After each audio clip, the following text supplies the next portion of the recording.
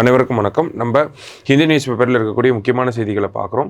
So இன்றைக்கி என்ன செய்திகள் இருக்குது அப்படிங்கிறத பார்ப்போம். முதல்ல பார்த்தோம் அப்படின்னா நமக்கு இஷ்யூஸ் ரைஸ்ட் இன் 12.8 lakh பெட்டிஷன்ஸ் ரிசால்வ்ட் அப்படின்னு சொல்லி நம்ம மினிஸ்டர் வந்து சொல்லியிருக்கார். KSSR ராமச்சந்திரன் அவர்கள் வந்து சொல்லியிருக்கார்.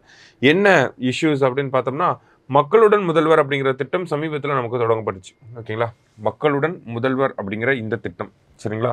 இந்த மக்களுடன் முதல்வர் திட்டத்துக்கு கீழே பார்த்தோம் அப்படின்னா நமக்கு தேவையான சேவைகளை அரசாங்கம் ஒரு கேம்ப் மாதிரி போட்டு வழங்குவாங்க. ஓகேங்களா, அதாவது கேம்ப் வந்து ஆர்கனைஸ் பண்ணுவாங்க. அந்த இடத்துல நமக்கு தேவையான அரசு உதவிகளை வந்து நம்மளால பெற்றுக்கொள்ள முடியும் சரிங்களா. அந்த வகையில் பார்த்தோம்னா இது வரைக்கும் 2344 கேம்ப் வந்து போட்டிருக்காங்க சரிங்களா. ஸோ அர்பன் ஏரியாஸில் பார்த்தோம்னா கிட்டத்தட்ட 9 lakh பெட்டிஷன்ஸ் வந்திருக்கு. அதுக்கு அடுத்ததாக பார்த்தோம்னா இந்த ஸ்கீம் அப்படியே ரூரல் ஏரியாஸ்க்குமே எக்ஸ்பேண்ட் பண்ணியிருப்பாங்க. ஓகேங்களா, அதுதான் இந்த இடத்துல கொடுத்துருக்காங்க. ஸோ திட்டம் பொறுத்த வரைக்கும் என்ன பண்ணுவாங்க அப்படின்னு பார்த்தோம்னா நமக்கு கேம்ப் போடுவாங்க. ஓகேங்களா, கேம்ப் போட்டு அரசாங்கத்தினுடைய 15 துறைகள் 15 டிபார்ட்மெண்ட்டோட ரெப்ரசன்டேட்டிவ்ஸ் வந்து அங்கே இருப்பாங்க. ஸோ இந்த மக்களுடன் முதல்வர் கேம்பில் போய் உங்களுக்கு ஏதாவது பிரச்சனை இருக்குது அப்படிங்கிறத நீங்கள் பெட்டிஷன் கொடுத்தீங்க அப்படின்னா உங்களுடைய பிரச்சனைகள் அப்படிங்கிறது 30 நாட்களுக்குள்ளே தீர்த்து வைக்கப்படும் சரிங்களா. அதுதான் இந்த மக்களுடன் முதல்வர் அப்படிங்கிற இந்த இனிஷியேட்டிவ். ஓகேங்களா, ஸோ சர்வீஸ் அப்படிங்கிறது நமக்கு உடனடியாக கிடைச்சிரும். 30 நாள் அப்படிங்கிற டைம் பீரியடையும் நமக்கு கொடுத்துருவாங்க சரிங்களா. ஸோ ரொம்ப ரொம்ப முக்கியமான ஒரு திட்டம். நமக்கு இந்த citizen charter, right to service act அந்த மாதிரியான காலகட்டத்தில் நம்ம இருக்கோம். ஓகேங்களா, ஸோ அரசாங்கத்தினுடைய சேவைகளை நம்ம சீக்கிரமாக பெறணும் அப்படிங்கிறதுக்காக தான் இது எல்லாமே இருக்குது. அதில் இது ஒரு புதுமையான நடைமுறை, முக்கியமான நடைமுறையாகவுமே இருக்குது. 15 டிபார்ட்மெண்ட்டோட ரெப்ரசன்டேட்டிவ்ஸ் இருக்க போகிறாங்க. 30 நாளில் நமக்கு தீர்வுகள் கிடைக்க போகுது சரிங்களா.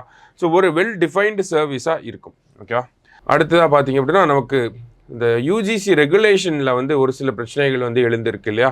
ஸோ அதை பற்றி கொடுத்துருக்காங்க. UGC's draft regulation has serious constitutional issues அப்படின்னு சொல்லி. ஸோ ரொம்ப டீப்பாக பார்க்க வேணாம், என்ன பேசிக்காக என்ன தெரிஞ்சுக்கணுமோ அதை மட்டும் நம்ம பார்த்துவோம் சரிங்களா.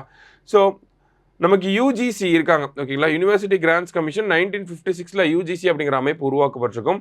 இவங்களோட வேலை, முக்கியமான வேலை என்ன அப்படின்னு பார்த்தோன்னா maintenance of standards of teaching, examination and research in universities. ஓகேங்களா, ஸோ யூனிவர்சிட்டியை வந்து இவங்க பொறுத்த வரைக்கும் பார்த்தோம்னா யூனிவர்சிட்டி ஸ்டாண்டர்ட்ஸ், யூனிவர்சிட்டியில் இருக்கக்கூடிய teaching standard, examination standard and research standard அப்படிங்கிறத மெயின்டைன் பண்ணணும். அதுதான் வந்து இவங்களோட பெரிய அப்ஜெக்டிவ் சரிங்களா. ஸோ இந்த தாண்டி இவங்களோட ஆக்டிவிட்டீஸ் இருக்குது அப்படிங்கிறத இந்த இடத்துல குற்றச்சாட்டாக சொல்லியிருப்பாங்க. ஸோ டீச்சிங் ரெகுலேஷன்ஸை கொண்டு வரலாம், எக்ஸாமினேஷன் ரெகுலேஷன்ஸை கொண்டு வரலாம். அது அவங்களோட சட்டத்துக்கு உட்பட்டு தான் இருக்கக்கூடிய ஒரு விஷயம். ஆனால் இப்போ என்ன பண்ணியிருக்காங்க அப்படின்னு பார்த்தோம்னா வைஸ் சான்சலர் அப்பாயின்மெண்ட்டில் ஒரு சில ரெகுலேஷன்ஸ் அப்படிங்கிறத மாற்றிருக்காங்க. ஓகேங்களா, வைஸ் சான்சலர் அப்பாயின்மெண்ட்டில் குறிப்பாக பார்த்தோம் அப்படின்னா முன்னாடிலாம் நமக்கு வைஸ் சான்சலர் அப்படிங்கிறவர் ஒரு மினிமம் 10 year எக்ஸ்பீரியன்ஸ் இருக்கணும், ஒரு ப்ரொஃபஸராக இருக்கணும், அவருக்கு 10 year எக்ஸ்பீரியன்ஸ் அப்படிங்கிறது இருக்கணும். அந்த மாதிரி இருக்கக்கூடிய நபர்களை தான் ஃபஸ்ட்டு கன்சிடரே பண்ணுவாங்க வைஸ் சான்சலராக அப்பாயிண்ட் பண்ணுறதுக்கு சரிங்களா. இப்போ என்ன ஆயிருக்கு அப்படின்னு பார்த்தோம்னா யூஜிசி என்ன சொல்லியிருக்காங்கன்னா 10+ years of experience in industry, public administration or public policy shall also be considered அப்படின்னு சொல்லி கொடுத்துருக்காங்க. ஸோ முன்னாடி என்ன சொல்லியிருக்காங்க 10 years அஸ் ப்ரொஃபஸராக இருந்தால் மட்டும்தான் கன்சிடரேஷன் பண்ணணும் அப்படிங்கிறத சொல்லியிருந்தாங்க.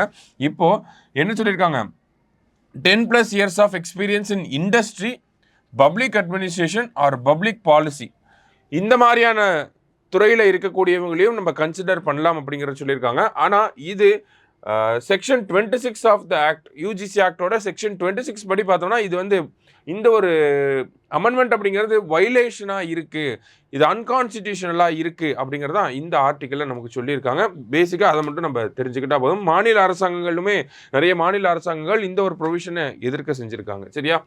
ஸோ அதை தான் இந்த ஒரு ஆர்டிக்கலில் கொடுத்துருக்காங்க. ஜஸ்ட் என்ன இஷ்யூ அப்படிங்கிறத தெரிஞ்சுக்கோங்க சரியா. ஸோ இன்றைக்கி 2 ஆர்டிகல்ஸ் பார்த்துருக்கோம். தேங்க்யூ.